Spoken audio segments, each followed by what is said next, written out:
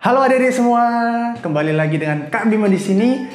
Puji syukur pada Tuhan kita Yesus Kristus, kita masih bisa bertemu lagi walaupun tidak secara fisik, tapi lewat video ini, di video renungan pada hari ini.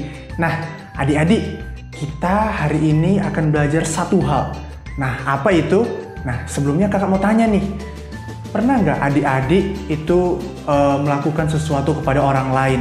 Misalkan meminjamkan alat tulis kepada teman adik-adik di sekolah yang kebetulan lagi gak bawa alat tulis, atau berbagi makanan ketika jam istirahat. Adik-adik pernah nggak melakukan itu? Kalau kakak sih pernah ya dulu pas kakak masih sekolah. Namun yang jadi pertanyaan kakak, adik-adik tahu gak sih apa yang adik-adik lakukan itu?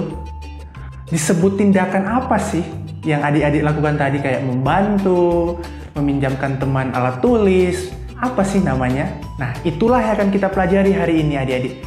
Sebelum itu, ayo kita buka di Amsal 11 ayat 17.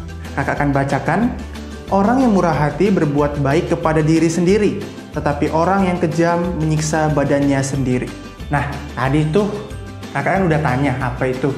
Nah, itu semua adik-adik disebut tindakan mengasihi adik-adik. Jadi yang apa yang kakak sebutkan tadi adik-adik, semuanya adalah tindakan mengasihi adik-adik. Nah, mengasihi, apa sih hubungannya dengan Amsal yang kita baca hari ini?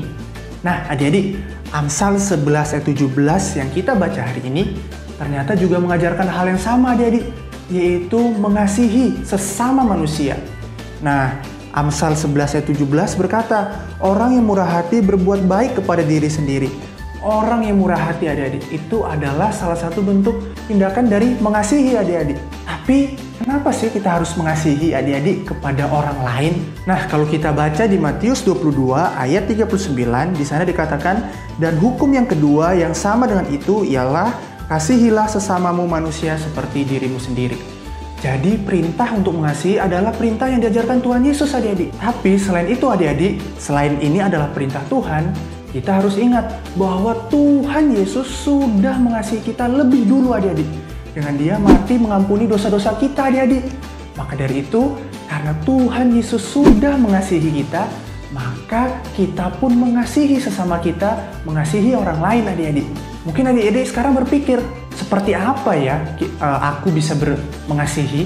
Itu yang contoh di awal, itu adalah tindakan mengasihi.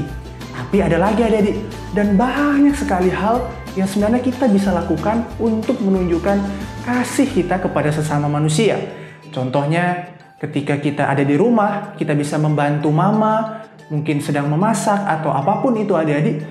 Atau ketika kita ada di sekolah, kita tidak berkelahi, melainkan ketika orang lain mengejek kita atau orang lain menghina kita, kita tidak membalasnya dengan kejahatan adik-adik, tapi dengan kebaikan. Kita mengampuni mereka. Kiranya firman Tuhan hari ini bisa adik-adik tetap ingat ya, yaitu Tuhan sudah mengasihi kita.